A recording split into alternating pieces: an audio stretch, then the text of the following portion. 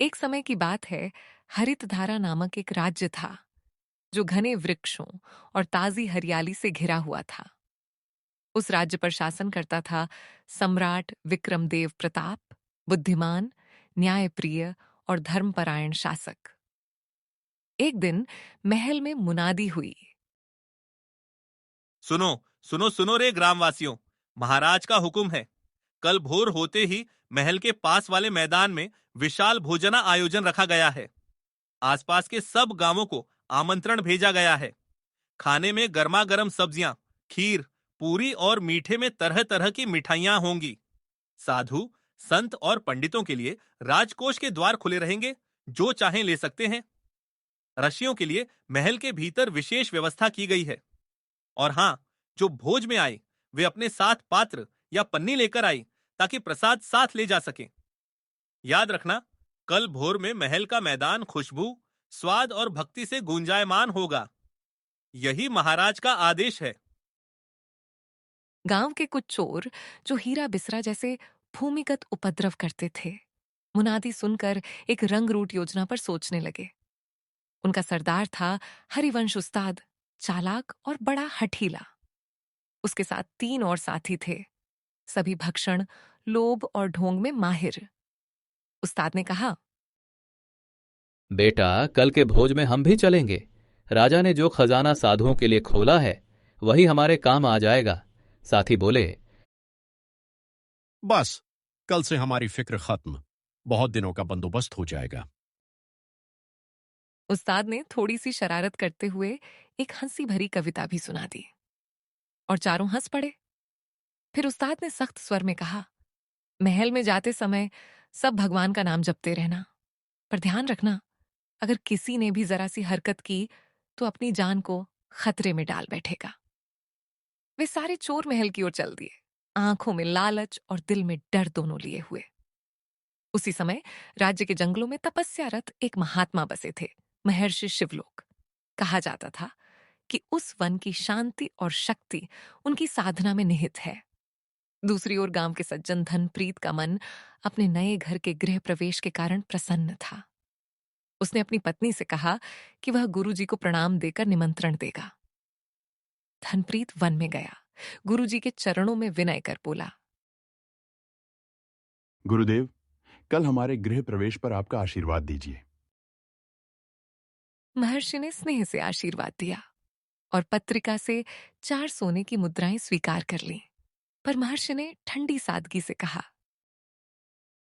मुझे सोने की आवश्यकता नहीं पुत्र। मैं प्रभु के राग में रमण करता हूं, पर यह तुम्हारे काम आएंगी।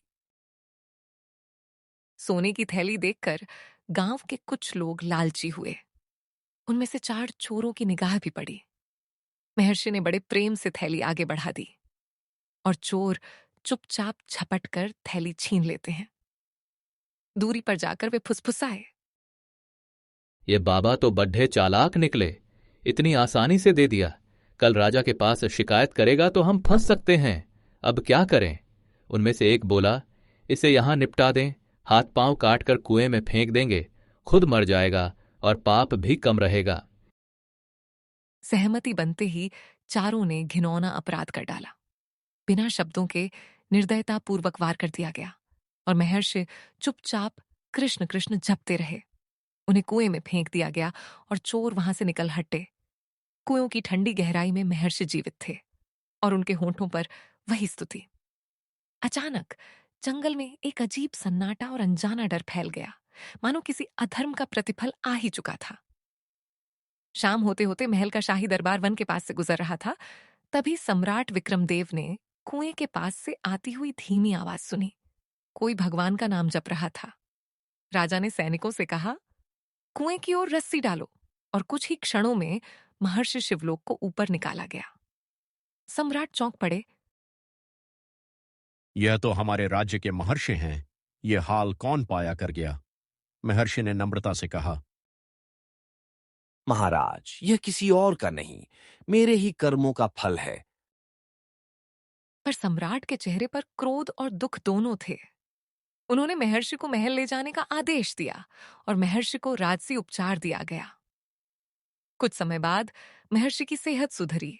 राज्य में फिर आनंद छा गया और सम्राट ने घोषणाएं करवाईं कि अगले दिन महान भोजना उत्सव होगा और सारे आर्षि मुनियों के लिए राजकोष के द्वार खुले रखे जाएंगे।